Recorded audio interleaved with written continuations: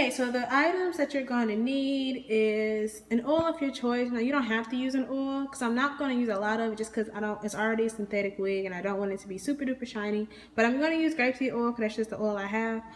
Oh, I also have some coconut oil. Actually, I don't think I'm gonna use that because it's gonna be too thick. Anyways, so I have grapeseed oil. Then I have conditioner. This is just a conditioner I got from Dollar Tree. Is Moisture Milk's moisturizing conditioner. You're gonna need perm rods for the end of it, and then you're gonna need your synthetic wig, and I guess a brush and a towel, and also a pot to put the wig inside. Now this wig is the Outre Yaki 24 wig that I have, and I kind of just been struggling with this wig just because it doesn't have a part, so it doesn't really look natural. So I thought maybe if I make it curly, I can blend it with my natural hair and have like a flip over. So we're gonna see if this works out, so just stay tuned. Okay, so here's the wig, and I have braided it up and put perm rods at the end to keep them from unraveling. So next, here's the water is boiling. I'm going to add some grapeseed oil, just a little bit.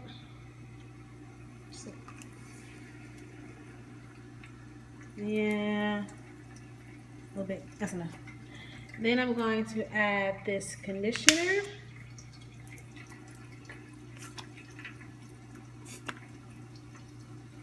And then I'm going to take a fork. I'm just going to stir that up. And as you can see, it's mixing all together. So next, I'm just going to add the wig after I fix. Well, I guess not. No, I saw one of these perm rods was messed up. That one. I'm going to fix this perm rod right here, and then I'm going to add it to the pot. Okay, so now I'm going to take the wig and I'm going to put it in the water.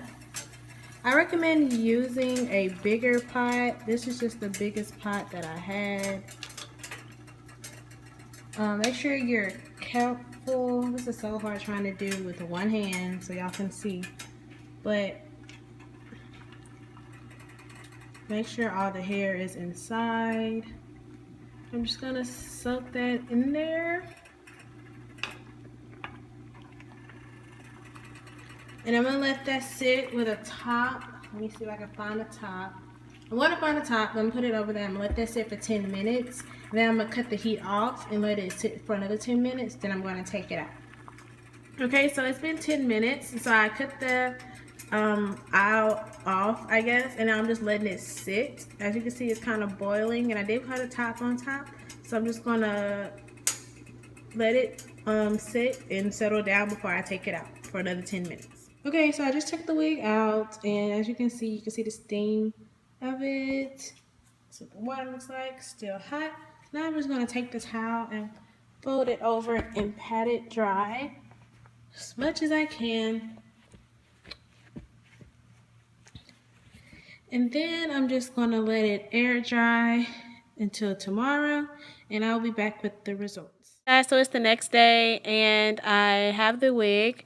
And then I'm putting just my cap on. I have the back of my hair braided. Then I have my front leave out in 2 flat twists. And I'm just showing you the combs. There's one comb in the front and one in the back. And you just got to be careful with combs that you don't pull your hair out. I was kind of struggling because I was trying not to put it like really, really deep into my hair because I didn't want it to hurt. But eventually I got it. And I put the combs in, and it's very, very secure. I have no worries of it coming off. That's one thing I like about this combs. And then I'm just going to take down those braids. As you can see, the ends are curled because I put the perm rods in it.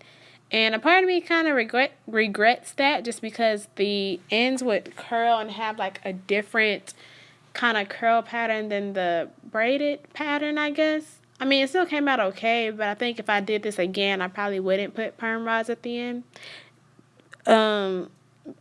I guess just leave it straight so it looks more like because the wave that I got was like a water wave, and then my ends were like a curl. So yeah, that's the only thing I probably would have done differently, but other than that, it kind of came out okay.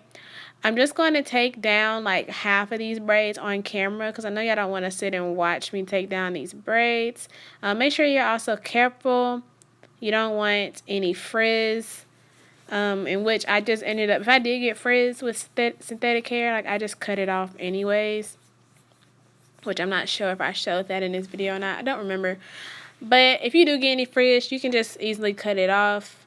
But, you know, just detangle it. And surprisingly, I really didn't have a lot of tangles unless I was trying to go too fast. But when I was going at a good pace, I think the oil and the conditioner and the water definitely helped it. Also, this wig really wasn't even that bad or matted. I just never wore it because it didn't have a natural part. So the condition of the wig was actually kind of good too. But so I guess that's why, another reason why I didn't have that many tangles in it. But yeah, so I know it's synthetic hair. A lot of people are scared, but I just think this is a different alternative for you to do to get a couple more wears out of it instead of just throwing it away. And yeah. Hey guys, sorry if you hear rain in the background. We're literally amongst a big tornado watch. And sorry for the messed up bed back there. But I just came to show you what I ended up doing with the hair after I put it on. My camera cut off when I was styling it in the restroom. But basically I just did 2 twists to the front with my real hair. The hair that I left out. I twisted it into the hair. And then I just have this big bushy mess down here. One thing I like about this wig is that it's very, very versatile, so I'm going to be doing more styles with it, but this is just what it looks like now. And yeah, so thank you guys for watching. Hopefully you all tried this with your synthetic wigs instead of just throwing them away. Until next time, bye guys.